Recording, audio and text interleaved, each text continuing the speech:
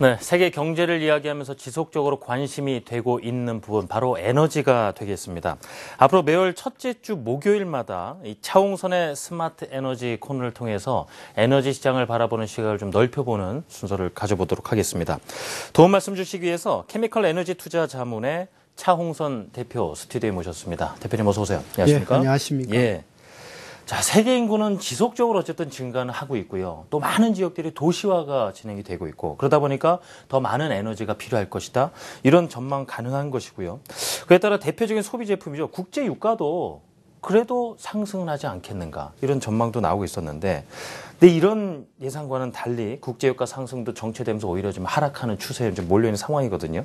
에너지 시장. 어떤 좀 큰 그림을 그려봐야 될지 향후 시장을 어느 정도 예상을 해봤으면 좋겠거든요. 어떻게 보시는지요, 대표님? 예, 앵커님 말씀 맞습니다. 그래서 이제 이렇게 큰 그림을 볼 필요가 있는데요. 그래서 보면은 지금 그 2008년을 기점으로 그 미국의 예를 들면은 2008년에서 2011년 넘어가면서 미국 다우지수가 사상 최고치를 기록했지 않습니까? 네. 그러면은 이런 에너지 기업들, 예를 들면 석유라든지 정유라든지 이런 석유 개발 기업이라든지 화학 기업이라든지 이런 전기차 기업이라든지 모든 에너지 관련 기업들이 사상 최고치를 쳤어야 됐습니다. 예. 그런데 그와는 정반대로 2008년을 기점으로 많은 기업들이 주가가 하락을 했습니다. 지금도 하락 중에 있습니다. 그러니까 우리 앵커님께서 말씀하신 대로 인구가 증가되고 있고 네. 도시와 중산층화되면 당연히 소비가 늘 텐데 네. 우리가 지금 에너지를 계속 그래서 에너지 부족 문제가 나왔지 않습니까? 네. 근데 이제 왜 떨어졌느냐를 고민할 필요가 있습니다. 그래서 요약해서 말씀드리면 이미 사상 최고치를 쳤어야 되는데 뭐 어떠한 이유 때문에 의해서 주가가 많이 못 올라가고 많이 떨어졌다. 그래서 제가 볼 때는 큰 그림 보면 이게 수요는 계속 증가되고 있는데 오히려 공급 문제다 이렇게 보고 있습니다. 그래서 공급 쪽에서 과잉이 발생했습니다. 네. 그래서 이전 투구 현상이 발생한 거죠. 예를 들면은 뭐 쉘가스가 미국에서 확대되고 있고, 그래서 미국이 사우디를 능가하고 있고, 그 다음에 이제 전기차라든지 태양광이라든지 이런 쪽 신재생 에너지가 계속 개발되고 있고, 그 다음에 이제 원자력 발전소 같은 경우가 이제 이미 좀 지금 이제 가동을 안 했지만 일본 같은 경우는 지금 이제 가동을 승인 받았습니다. 그래서 가동이 재가동될 걸로 보는데 이렇게 이전 투구식 현상이 공급 과잉이 발생하면서 그러니까 너무나 좋은 네. 신성장 산업이다 보니까 이런 공급 과잉이 일시적으로 발생했다 이렇게 보고 있습니다. 예, 그렇군요.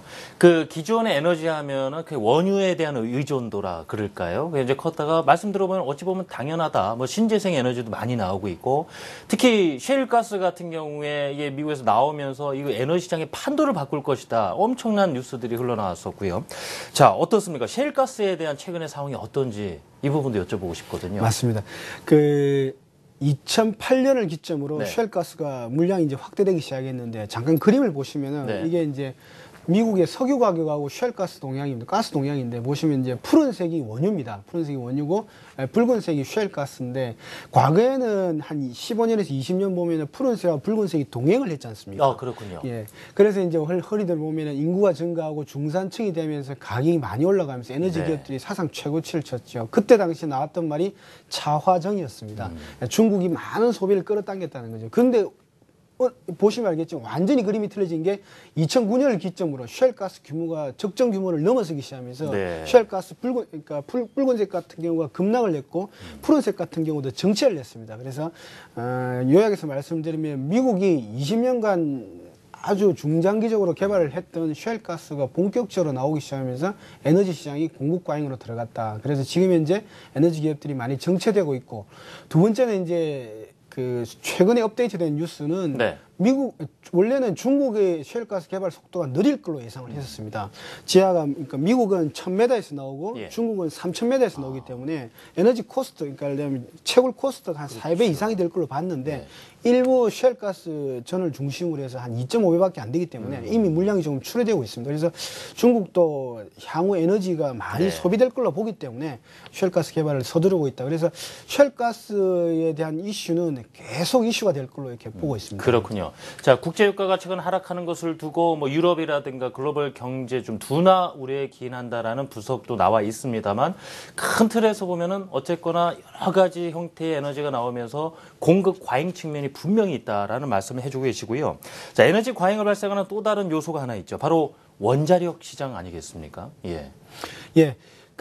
우리나라 투자자분들이 이제 원자력에 대해서 생각을 좀 더 정립하실 필요가 있다 이렇게 보고 있습니다. 그래서 원자력도 그러니까 흔히들 보면은 지금 현재 우리나라 같은 경우는 지금 현재 에너지가 부족 문제를 해결하기 위해서 두 가지 원을 이제 증설하기로 결의를 했습니다. 그래서 국가 에너지 기본 계획을 보면은 원자력 발전소하고 석탄 발전소를 그래도 늘려야 되겠다. 네. 그래서 이게 부족한 에너지원을 보충을 해야 되겠다고 하는데 중요한 변화가 뭐냐면은 제가 이제 일본에서 오신 분들 이제 회의를 들으면서 이제 한 건데 업데이트된 내용인데 원자력이 재가동될 걸로 일본에서 가동될 걸로 보고 있습니다. 그래서 원자력이 일본에서 60기가 있습니다. 60기가 있는데 그 중에서 한 3기 정도가 통과된 걸로 보고 있습니다. 그래서 이미 이제 일본도 더 이상 원자력을 가동 안 하면서 이제 가스 발전을 많이 돌리면서 원자력 에너지 비용이 많이 들어가는데 일본 같은 경우가 원자력이 다시 가동될 걸로 보고 있습니다. 그래서 조금 더 공급 과잉은 좀 지속될 걸로, 그러니까 원자력에 의해서도 지속될 걸로 이렇게 보고 있습니다. 그렇군요. 자, 그리고 또 하나 여쭤보고 싶은 것이요. 바로 이 전기차, 태양광 이 부분도 무시를 할 수가 없습니다. 특히 전기차 같은 경우는 기존의 가솔린 차량이라든가 디젤 차량을 어느 정도 점유를 넓혀서 대체하는 시기가 언제쯤 될 것이냐. 참 많은 분들이 발빠르게 계산을 하고 계시고 관심을 가지고 계시거든요. 자, 이런 신재생 에너지 부분 관련해서도 분명 뭐 기술 개발이 되는 거는 좋은 부분이지만 에너지 공급 과잉 측면에서 분명 한 역할을 하고 있는 거죠. 예, 맞습니다. 예. 그 그림을 보시면은 그러니까 투자자분들 들으시면 그러실 것 같습니다. 원래는 에너지 가격이 참 많이 올라가고 양이 확대돼야 될 것 같은데 가만히 들어보니까 너무 공급 과잉이 많구나 하는 생각을 하시는데 지금 현재 전기차하고 지금 이제 수소차가 계속 개발이 되고 있지 않습니까? 우리나라는 수소차, 전 세계적으로는 이제 전기차 많이 주도할 걸로 보고 있는데 근거리는 전기차, 원거리는 수소차가 지금 이제 석유를 대체하기 위해서 노력을 하고 있습니다. 그래서 보면은 실질적으로는 전기차의 전지 기업이라든지 이런 수소차 관련 기업들이 돈을 벌지는 못합니다. 규모의 경제가 아직 나오지 않기 때문에, 그리고 코스트가 아직 절감되지 않기 때문인데 향후는 이런 것이 이제 위협적으로 보입니다. 그래서 큰 그림을 좀 그리실 필요가 있을 것 같아요. 지금 현재 에너지 시장은 조금 공급 과잉이 있는데 이러한 여러 가지 것들이 계속 순차적으로는 줄어들지 않고 나오고 있구나 이렇게 보시면 될 것 같습니다. 예. 자, 워낙에 그 에너지 부문에 대해서 많은 분들이 관심을 가지고 계시기 때문에 저희가 한 달에 한 번씩 이 코너를 계속해서 만나보려고 하는데요. 오늘 첫 시간 큰전에서 큰 그림을 그려보는 시간을 마련했습니다. 끝으로요.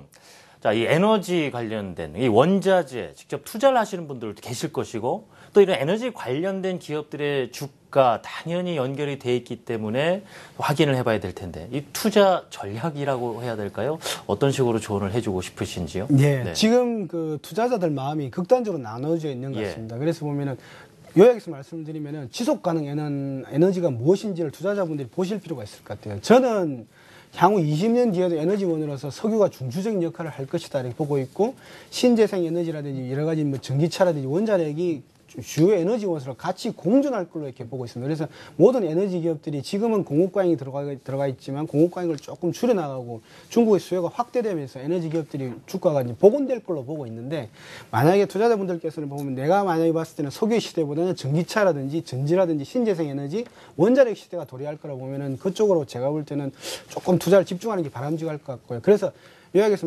결론적으로 말씀드리면은 지속 가능한 에너지가 뭔지를 확인할 필요가 있다 이렇게 말씀을 드립니다. 네, 그렇군요. 자, 지금까지 케미컬 에너지 투자 자문의 차홍선 대표와 함께 스마트 에너지 시장 어떻게 봐야 될 것인가 말씀을 들어봤습니다. 다음 달에는 어떤 내용으로 또 준비해 오실 기대가 됩니다. 네, 다음 달에 인사드리겠습니다. 대표님 감사합니다. 예, 감사합니다.